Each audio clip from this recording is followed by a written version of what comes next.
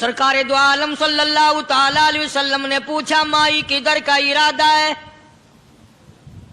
اس نے اتنی بڑی بڑی گالیاں نکال لی اور کہنے لگی مکے میں جادوگر آ گیا، میرے گھر میں جادو پھیل گیا، میری نوح مسلمان ہو گئی، میرا بیٹا مسلمان ہو گیا، اس نبی کے جال میں پھنس گیا، میں تو اس کے جادو سے بچ کر اپنے ایمان کو بچانے کے لیے فلانے دیہات میں چلی ہوں۔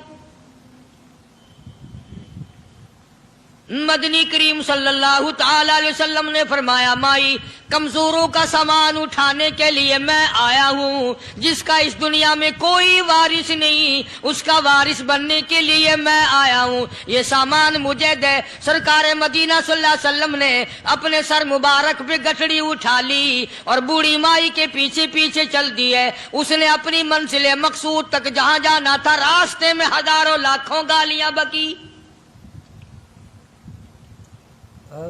میرے گھر کا بیڑا غرق کر دیا، میرے گھر میں دین نیا پھیلا دیا، جادو پھیلا دیا، نئی نئی چیزیں آ گئی، پرانا دین ختم کر دیا، میرے گھر کی رسوائی ہو گئی، میں اپنا ایمان بچانے کے لیے آئی ہوں۔ جہاں بڑھیا مائی نے جانا تھا منزل مقصود پہ پہنچ گئی، ٹھکانے پہ پہنچ گئی، سامان نیچے اتروا کر حضور کو پلہ پھیلا کر جھولی پھیلا کے دعائیں دینے لگی اور کہنے لگی او میرے بیٹا جیسے اس جادوگر سے میں بچ کے آ گئی ہوں، جیسے اس دین نئے پھیلانے والے سے میں بچ کر آ گئی ہوں، میرا دین بچ گیا، میرا ایمان بچ گیا، میری دعا ہے اللہ کرے تو بھی بچ جائے۔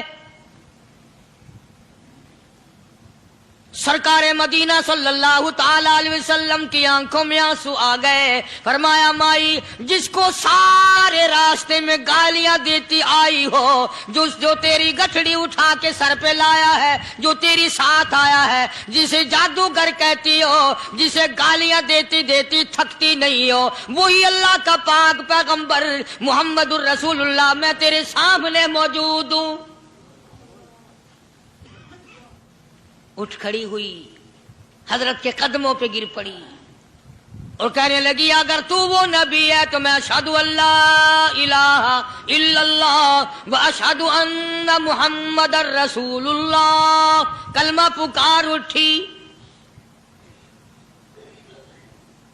آج کہاں یہ چیزیں ملیں گی؟ اور اگر آپ لوگ تلاش بھی کرتے ہیں تو صرف مولویوں کے لیے،